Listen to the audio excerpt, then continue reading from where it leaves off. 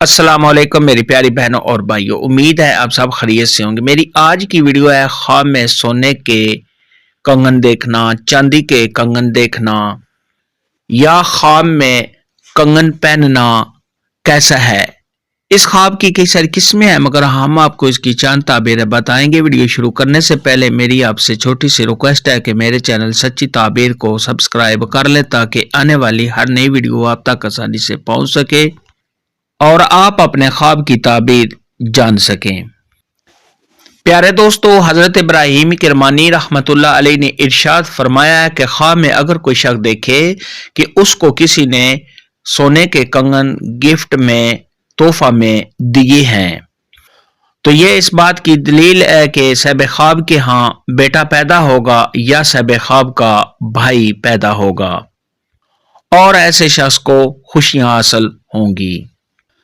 حضرت جابر مغربی رحمت اللہ علیہ نے ارشاد فرمایا کہ خواب میں اگر کوئی شخص دیکھے کہ اس کے دونوں ہاتھوں میں کڑے ہیں، کنگن ہیں، تو یہ اس بات کی علامت ہے کہ صاحب خواب بہت محنت اور مشقت کے ساتھ مال حاصل کرے گا۔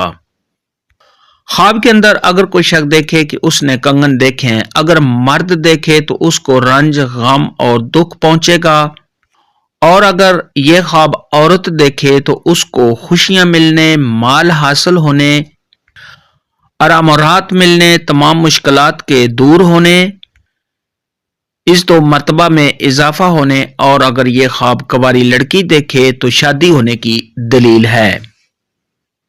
خواب کے اندر سونے اور چاندی کے کنگن پہننا یہ صاحب خواب کے نیک ہونے، پرہیزگار ہونے، صاحب خواب کا صدقہ خیرات کرنے اور ایسا شخص اپنا مال لوگوں پر خرچ کرے گا۔